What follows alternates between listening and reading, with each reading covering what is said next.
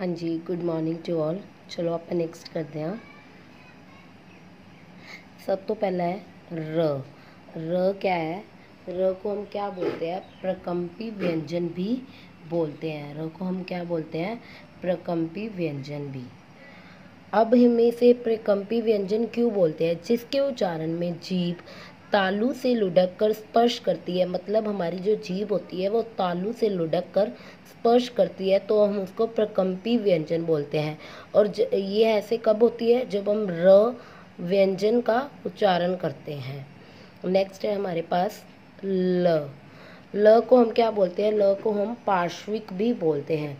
पार्श्विक, जिसके उच्चारण में हवा जीभ के बगल से निकल जाए। इसमें क्या होता है कि हवा जो होती है वो हमारी जीभ के बगल से निकल जाती है, तो हम इसको ल को पार्श्विक भी बोलते हैं। अब हम करेंगे कुछ ध्वनियों के बारे में। हमारे पास जो व्यंजन है या स्वर है, उन ध्वनियों के उच्चारण के आधार पर उनको अलग अलग किया गया है। वो कैसे है? जैसे हमारे पास जो है वो सघोष और अघोष, घोष और सघोष, अघोष। अब ये होता क्या है? जिन ध्वनियों के उच्चारण में स्वर तंत्रियों में कंपन न हो, जिन ध्वनियों के उच्चारण में, मतलब जब हम इन ध्वनियों के उच्चारण करते हैं तो हमारी स्वर तंत्रियों में कंपन नहीं होती है, ये वर्ड्स जो है उनको हम क्या बोलते हैं? इन व्यंजनों या ध्वनियों को हम क्या बोलते हैं? अघोष। और सघोष क्या होता है? जिन ध्वनियों के उच्चारण में स्वर तंत्रियों में कंपन पैदा होती है, और उनको हम बोलते हैं सघोष या फिर घोष। अब जो हमारे पास अघोष है वो हमारे पास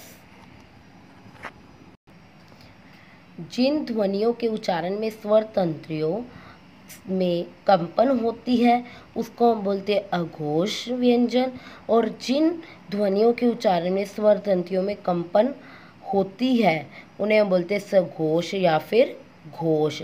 और ये कौन से होते हैं?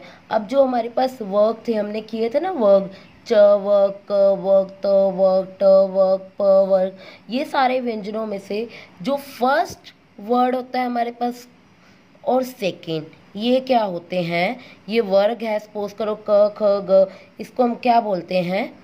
क वर्ग। तो हर वर्ग के फर्स्ट और सेकेंड, हर वर्ग के फर्स्ट और सेकेंड वर्ड क्या होंगे हमारे पास? अघोष। क्या होंगे हमारे पास? अघोष। और इनको उच्चारण के समय हमारे स्वर तंत्रियों में कोई भी कंपन पैदा नहीं होती है, जैसे क ख। और जब हम जिन ध्वनियों के उच्चारण में स्वर तंत्रियों में कंपन होती है उसको हम क्या कहते हैं? सघोष। ये कौन से होते हैं? जैसे अब ये क्या है हमारे पास? क वर्ग, ठीक है। तो क वर्ग में फर्स्ट और सेकंड हमारे पास क्या थे? अघोष। और थर्ड, फोर्थ और फिफ्थ ये हमारे पास क्या है? सघोष या फिर घोष। ये हमारे पास क्या है? सघोष या फिर घोष। अघोष क्या होता है? फर्स्ट और सेकंड फ्रॉम ईच लाइन, मतलब एक जो क वर्ग है या कोई भी हमारे पास एक लाइन है व्यंजन के, तो उस लाइन में से फर्स्ट और सेकंड हमारे पास क्या होते हैं? अघोष। और थर्ड, फोर्थ, फिफ्थ क्या हमारे पास होते हैं? सघोष। ठीक है। इनके उच्चारण में कंपन नहीं होती है और इनके उच्चारण में कंपन होती है। नेक्स्ट है हमारे पास अलप्राण और महाप्राण। जिन व्यंजनों के उच्चारण में मुख से हवा निकले, मतलब कम हवा निकले, जब हम कुछ वर्ड्स को बोलते हैं और हमारे मुख से हवा कम निकलती है तो वो क्या होते हैं हमारे पास? अलप प्राण। क्या होते हैं हमारे पास? अलप प्राण। और जिन व्यंजनों के उच्चारण में मुख से अधिक हवा निकलती है वो हमारे पास क्या होते हैं? महाप्राण। फॉर एग्जाम्पल अब हमारे पास कौन सा वर्ग है? च वर्ग। ठीक है। पहले हमने कौन सा एग्जांपल ली थी? क वर्ग। क वर्ग में जो फर्स्ट और सेकंड थे वो क्या थे? अघोष। और थर्ड, फोर्थ, फिफ्थ थे वो क्या थे हमारे पास? सघोष। अब अलप प्राण क्या होते हैं? जिन उच्चारण में मुख से कम हवा निकलती है, और ये कौन कौन से होते हैं? फर्स्ट, थर्ड और न, मतलब हर वर्ग के फर्स्ट, थर्ड और फिफ्थ क्या होते हैं, अलग प्राण होते हैं।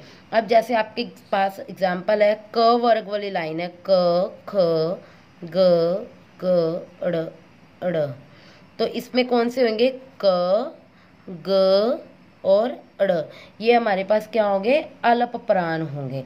तो हर वर्ग का फर्स्ट, थर्ड और फिफ्थ वर्ड जो व्यंजन है वो हमारे पास क्या होगा, अल्प प्राण होगा। और हमारे पास स्वर भी अल्प प्राण और महाप्राण है। अब जिन व्यंजनों के उच्चारण में मुख से अधिक हवा निकलती है, अधिक हवा निकले मतलब हवा ज़्यादा निकलती है, तो उसको हम क्या बोलते हैं, महाप्राण बोलते हैं।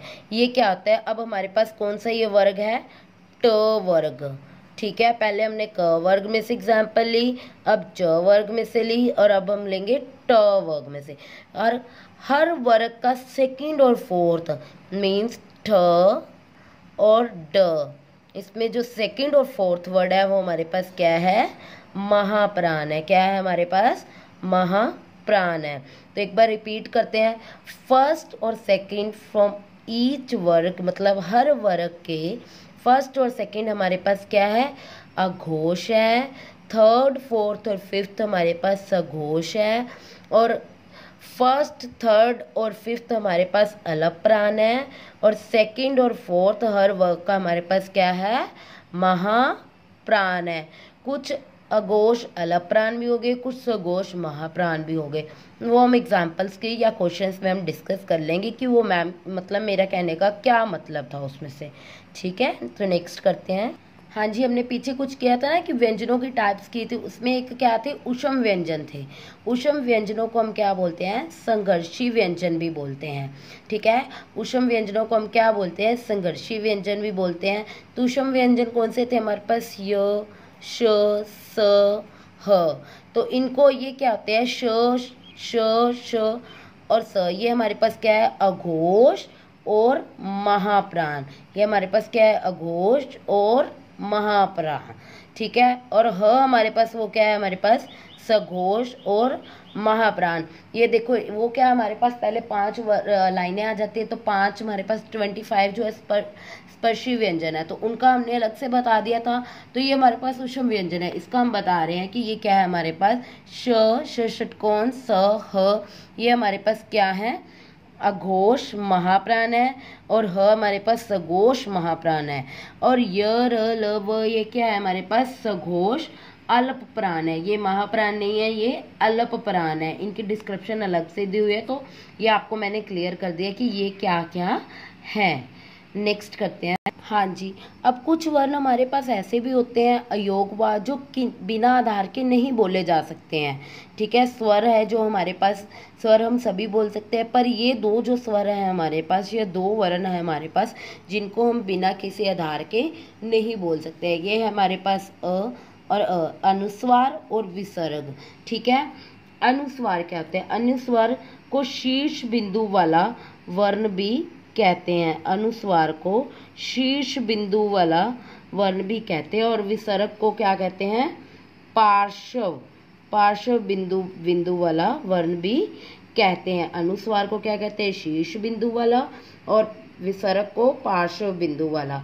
अनुस्वार और विसर्ग को लेखन की दृष्टि से स्वर और उच्चारण की दृष्टि से व्यंजन होते हैं। अब देखो ये अनुस्वार है और ये विसर्ग है, इसका क्या है, लेखन की दृष्टि में हम इसको क्या बोलते हैं, स्वर बोलते हैं।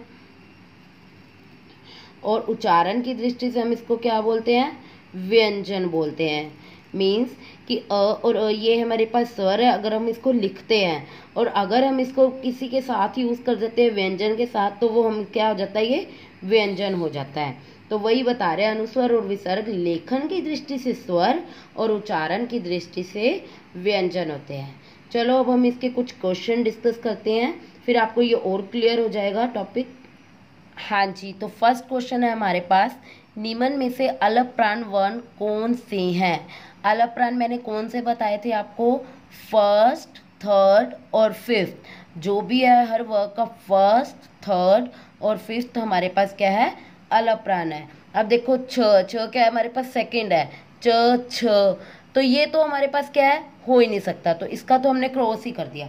अब क ख, ख क्या है हमारे पास सेकंड वर्ड है, तो ये भी नहीं हो सकता है, इसको भी हमने क्रॉस कर दिया। अब नेक्स्ट है क ग, ये क्या है फर्स्ट और ये हमारे पास क्या है थर्ड। तो हमने क्या कहा था अलप प्राण, फर्स्ट थर्ड और फिफ्थ, तो इन्होंने 2 ऑप्शन दे रखे हैं, तो क और ग क्या हुआ हमारे पास अलप प्राण। कौन से वर्ण है हमारे पास, अलप प्राण। नेक्स्ट क्वेश्चन है, हिंदी वर्णमाला में अयोगवाह वर्ण कौन से हैं।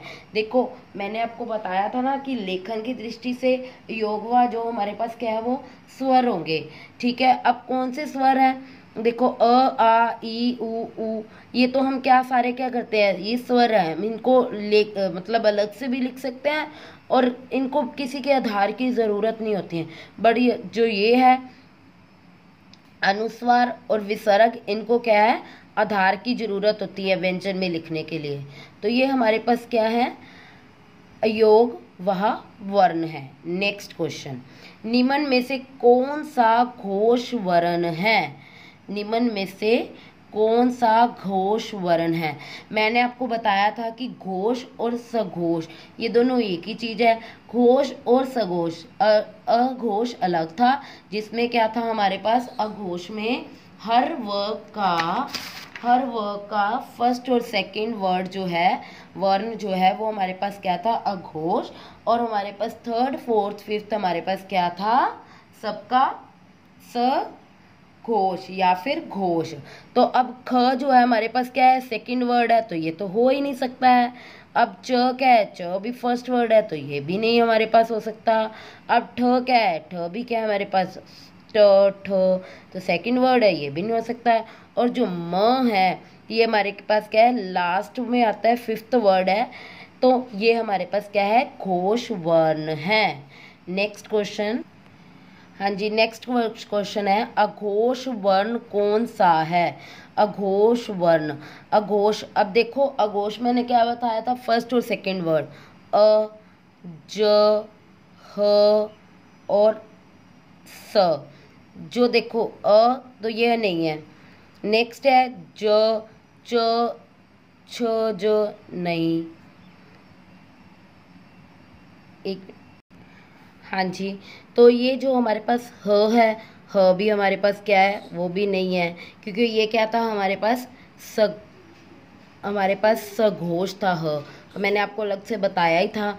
और जो स है ये मैंने आपको क्या बताया था, ये क्या है अघोष अल्प प्राण था, तो मैंने आपको अलग से बताया था ना, तो ये वही है। राइट आंसर है स। निम्नलिखित में से कौन सा स्वर नहीं है, कौन सा स्वर नहीं है, अ इज ए स्वर, उ इज ए स्वर, ए इज ए स्वर, जो च है ये क्या है हमारे पास व्यंजन है, तो राइट आंसर हमारे पास इसका क्या आना था च। निम्नलिखित में से कौन सा अयोगवाह है। अब देखो अयोगवाह मैंने क्या बताए थे हमारे पास दो हैं जिनको बिना किसी आधार से बोला नहीं जा सकता है, वो कौन कौन से थे, अनुस्वार और विसर्ग। तो फर्स्ट क्वेश्चन ये हमारा यहाँ पे फर्स्ट आंसर ये हमारा यहाँ पे राइट हो जाता है विसर्ग। योगवा कौन सा है विसर्ग। नेक्स्ट है हमारे पास ल किस प्रकार की ध्वनि है। ल का मैंने आपको क्या बताया था वो कि कौन सी ध्वनि है पार्श्विक। ल कौन सी ध्वनि है पार्श्विक, प्रकंपित भी नहीं है संघर्षहीन भी नहीं है पार्श्विक है। अब त वर्ण कौन सा है, त सघोष है अलप्राण है महाप्राण। हाँ जी तो बताओ त हमारे पास कौन सा वर्ण है। देखो जो फर्स्ट और सेकंड है वो हमने क्या बताया था अघोष होते हैं, तो हमारे पास फर्स्ट वर्ग होता है, फर्स्ट वर्ड है, तो ये हमारे पास सघोष तो नहीं होगा। तो अलप प्राण में मैंने क्या बताया था फर्स्ट थर्ड और फिफ्थ, जो त है हमारे पास फर्स्ट नंबर पे ही आता है, तो ये क्या है अलप प्राण है। इनमें से संयुक्त व्यंजन कौन सा है। मैंने आपको बताया था ना कि दो हमारे पास चार संयुक्त व्यंजन हैं जो दो व्यंजनों के मेल से बने हैं। ढ नहीं, ग ज्ञानी इज अ राइट आंसर, ड़ नहीं और ये भी नहीं। नेक्स्ट है हिंदी में मूलतः वर्णों की संख्या कितनी है। अब आप मुझे बताओ कि ये आपका लास्ट क्वेश्चन है, इसका आंसर मैं चेक करूंगी। हिंदी में मूलतः वर्णों की संख्या कितनी है, आप इसका आंसर कमेंट बॉक्स में ज़रूर लिखना। और कैसी लगी, आपको कुछ समझ आया, प्लीज़ इसका व्यूज़ मुझे ज़रूर कमेंट बॉक्स में बताना। Thank you.